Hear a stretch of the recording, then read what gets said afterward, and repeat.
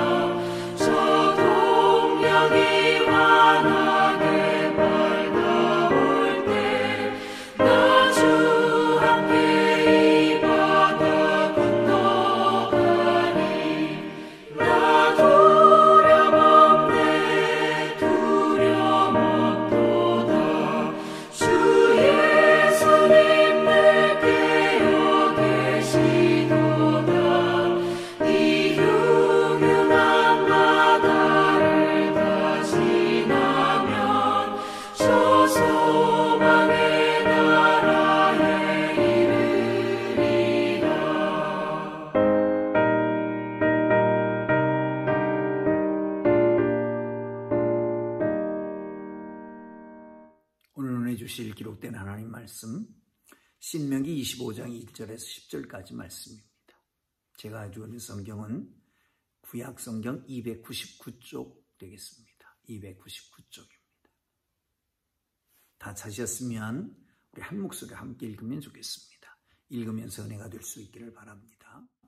사람들 사이에 시비가 생겨 재판을 청하면 재판장은 그들을 재판하여 의인은 의롭다 하고 악인은 정죄할 것이며 악인에게 태형이 합당하면 재판장은 그를 엎드리게 하고 그 앞에서 그의 죄에 따라 수를 맞추어 때리게 하라. 40가지는 때리려니와 그것을 넘기지는 못할지니 만일 그것을 넘겨 매를 지나치게 때리면 내가 내 형제를 경히 여기는 것이 될까 하노라. 곡식 떠는 소에게 망을 씌우지 말지니라. 형제들이 함께 사는데 그 중 하나가 죽고 아들이 없거든 그 죽은 자의 아내는 나가서 타인에게 시집가지 말 것이요 그의 남편의 형제가 그에게로 들어가서 그를 맞이하여 아내로 삼아 그의 남편의 형제된 의무를 그에게 다 행할 것이요 그 여인이 낳은 첫 아들이 그 죽은 형제의 이름을 잊게 하여 그 이름이 이스라엘 중에 끊어지지 않게 할 것이니라.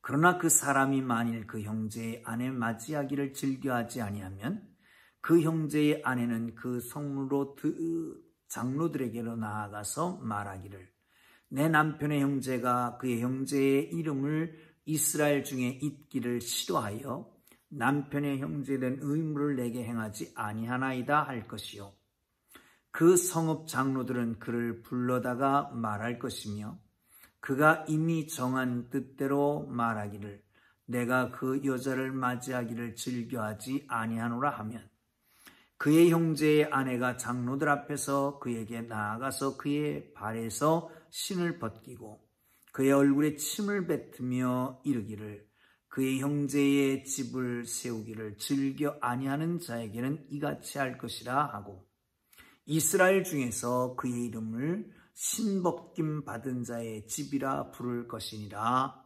아멘. 사랑하는 성도 여러분, 하나님이 주신 날입니다. 오늘도 하나님께서 여러분과 동행해 주실 줄로 믿습니다.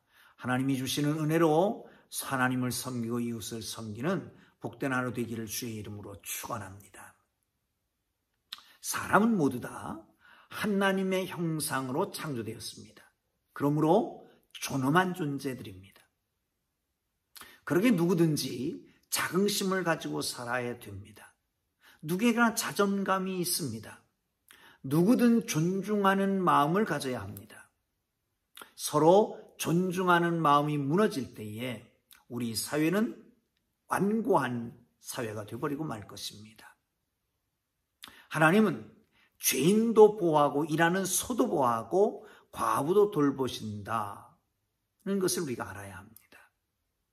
이를 위해서 특별한 율법도 만들어 주셨습니다. 여러분, 선진국일수록 약자를 보호하고 개인의 인권을 소중히 여깁니다. 이 모든 것이 기독교의 역량이었던 것을 기억하시기를 바랍니다.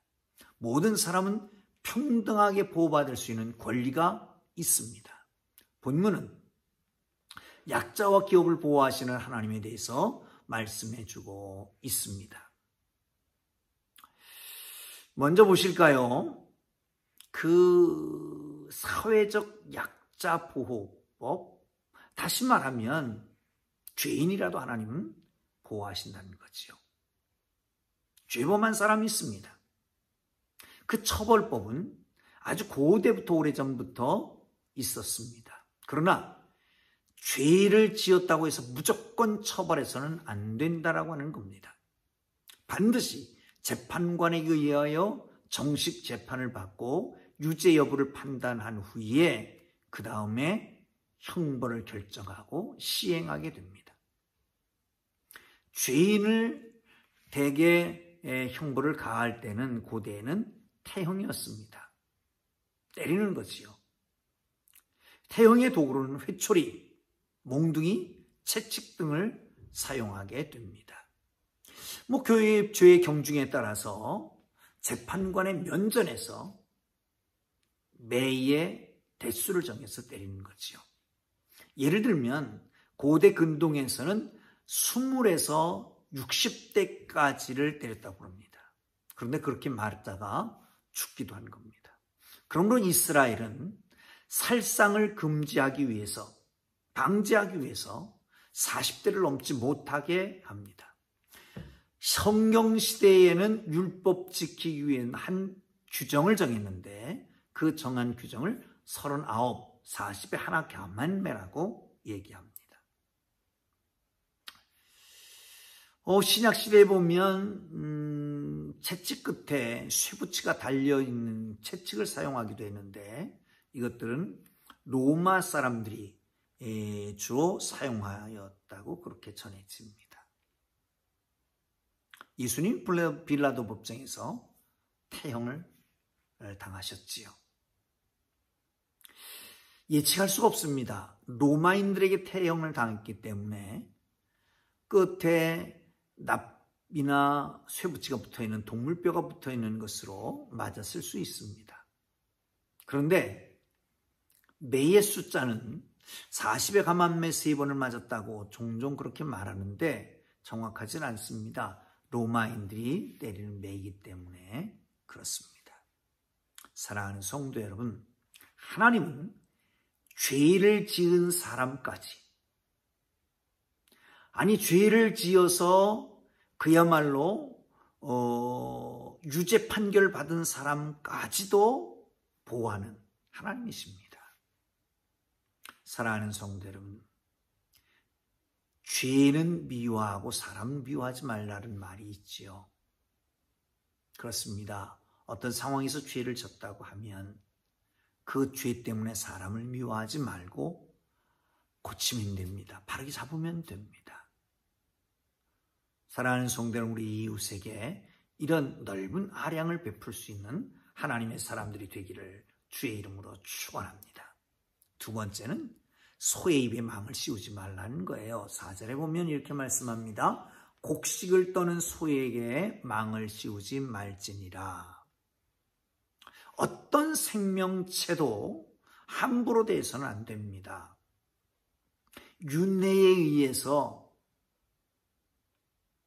저 짐승으로 내가 거듭날 수 있다. 다음 세상에서 그렇게 날 수 있다. 내지는 어쩌면 우리 조상일 수도 있다 라고 하는 것 때문에 이 동물들, 짐승을 함부로 다루지 않아야 되는 것이 아닙니다. 우리는 모두가 하나님의 창조물이라고 하는 것입니다. 하나님의 창조 질서 중에 거하는 겁니다. 당당한 주인이 되는 것이죠. 그러면 본문에는 곡식 타작하는 데에 도와주는, 사용되어지는 소에 대해서 언급하고 있습니다. 소는 사람을 위해서 봉사합니다. 소에 대한 사람의 태도도 잘 정해져야 되고 잘 부려야 될 필요가 있습니다. 우리는 종종 가축의 생명을 하찮게 여겨서 함부로 대하는 경우가 있습니다. 그러나 모든 생명은 하나님으로부터 왔습니다. 기억해야 될 것입니다. 이 땅의 모든 생명은 돌봄의 관계 속에서 보호받고 성장하게 된 것입니다. 하나님의 창조, 자연의 아름다운 모습입니다. 고대 근동에서는 그 탈곡을 할 때에 전통적으로 이렇게 했습니다. 타작마당에다가 곡식을 널어놓습니다. 그리고 그 위에 소가 밟고 다닙니다. 그래서 털어지는 거지요. 후대에 이르러서는 널판지를 위에다 올려놓고 썰매처럼 올려놓고 말이죠. 그 위에 사람이 타든지 무거운 물건을 올려놓으면 소들이 끌고 다니면서 타작을 합니다. 이제 문제는 소가 타작을 하면서 보면 거기에 그 곡식들이 있거든요. 배가 고프니까 자연히 그것을 먹게 되는 거지요. 그런데 곡식이 부족하던 시대에 망을 씌워서 곡식을 못 먹게 하는 것은 당연한 일이었습니다. 정상적인 일이었습니다. 그렇지만 성경에서 이렇게 말합니다. 일하는 소, 곡식 떠는 소에게 망을 씌우지 마라. 곡식을 일부러 먹지 못하게 하면 안 된다는 겁니다. 먹을 수 있도록 열어놓는 거죠. 획기적이고 파괴적인 차원의 율법이 이루어졌다고 말할 수 있을 것입니다. 사랑하는 성도 여러분, 기업을 보호해야 합니다. 뿐만 아니라 일하는 소에게는 망을 씌우지 않은 겁니다. 우리의 기업에서 일하는 우리 일터의 가족들과 함께 즐거움을 나눌 수 있기를 바라고요. 또한 아울러서 예수님 말씀하시는 것처럼 일하는 소에게 망을 씌우지 않는 것처럼, 일한 농부가 가장 좋은 것을 먼저 먹는 것처럼, 하나님께서 하나님의 일을 하는 사람들, 하나님을 위해서 충성하고 봉사하고 헌신하는 사람들에게는 입고 먹고 마시는 데에 어려움이 없게 하십니다. 그러므로 그 나라와 그 일을 구하라. 그러면 이 모든 것을 너에게 더하시리라. 할렐루야. 이렇게 말씀하십니다. 또 한 가지 기억해야 될 것은 약한 가족을 보호하게 하시는 하나님이십니다. 고대의 세계는 대개 부계사회였었지요. 고대 근동사회도 마찬가지로 부계사회였습니다. 여자는 남자에게 종속되어 있고 보호받게 되어 있죠. 결혼 전에는 부모 아버지에게, 그리고 아버지 부재 중에는 장남에게, 결혼 후에는 남편에게, 그리고 남편 유고 시에는 역시 그 장남에게 종속되게 됩니다. 그러므로 자식이 없는 과부, 사회의 모든 보호막을 상실해버린 것입니다. 약자 중에 약자입니다. 히브리 말로 과부라고 하는 말을 알마나라고 하는 말을 쓰는데 벙어리라는 거예요. 표현도 못하고 사는 거예요. 이게 약자된 모습입니다. 그런데 성경에서는 이렇게 얘기합니다. 만약에 너희 형제 중에 한 형제가 세상을 떠나면, 그러면 다른 형제가 그 여인에게 들어가서 아이를 낳게 한다는 거예요. 이게 책임이라는 거예요. 현재적인 사고방식으로 보면 해괴한 짓입니다. 정말 망측한 일입니다. 그렇지만 성경시대에서의 과부의 사회적 이치야말로 그야말로 말이 아니었습니다. 거기다가 자녀는 하나님이 주신 기업이요 상급이라고 그러잖아요. 근데 결혼했는데 기업이요 상급인 자녀가 없습니다. 그것은 곧 하나님의 저주라고까지도 말하게 됩니다. 그러니까 과부이면서 아이까지 없으면 천대받을 것이 당연한 거지요. 그러기에 수혼제도, 우리나라에도 있었죠. 형사 취소라고 하는 제도 말이죠. 형이 세상을 떠나면 동생이 형수를 취해서 자녀를 낳게 하는 겁니다. 여기에 몇 가지의 의미가 있습니다. 첫째는 가문을 잇게 하는 겁니다. 가문을. 두 번째는 형제의 기업을 보호해 주는 거죠. 형제의 기업을 보호해 주는 겁니다.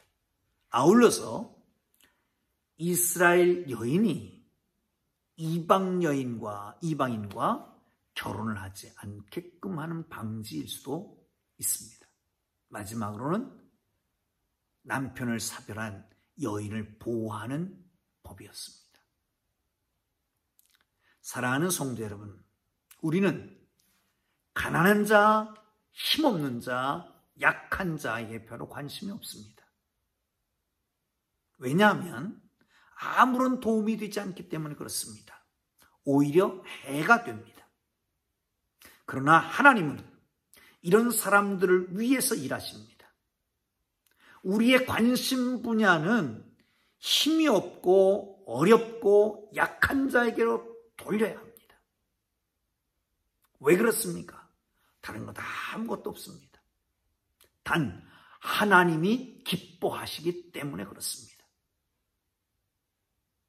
사랑하는 성도 여러분, 약한 자는 역사 이래로 지금까지 계속해서 있었습니다. 앞으로도 있을 것입니다. 아니, 지금 우리 주위에도 약해서 두렵고 떠는 사람들도 있을 것입니다. 사랑하는 성도 여러분, 주위를 한번 돌아보시죠. 주위를 돌아보시죠. 그리고 약한 자를 발견할 수 있는 눈이 열려지기를 주의 이름으로 축원합니다. 그렇다면 보는 것으로 끝나지 말고 몸짓을 해야 합니다. 손을 펴야 합니다. 눈으로 봤으면 손을 펴고 다가가야 합니다. 안고 그리고 위로하고 힘을 주고 돕고 하는 것이 필요합니다. 사랑하는 성도 여러분, 오늘도 하나님께서 주신 날입니다. 우리의 삶의 현장에서 하나님의 거룩한 뜻을 이루어가는 하나님의 사람들 되도록 축복합니다. 기도하겠습니다. 하나님 아버지, 사회적인 약자, 죄인까지도 보호하시는 주님, 죄인은 미워하더라도 사람은 미워하지 않고 존귀 여길 수 있는 하나님의 사람들 되게 하여 주옵소서. 곡식을 떠는 소에게 망을 씌우지 않는 것처럼 기업을 보호하고 우리와 더불어 함께 일하는 사람들을 인권을 존중하고 나아가서 노동의 대가를 지불할 줄 아는 저희들 되도록 인도하여 주옵소서. 가족에게 어려운 사람, 연약한 사람 돌아보게 하시고 다가가게 하시며 손을 펴게 하셔서 더불어 함께 자유하고 평등하고 행복한 가정 사회를 만들어가는 복된 하나님의 사람들 되게 하여 주옵소서. 예수님 귀하신 이름으로 기도합니다. 아멘.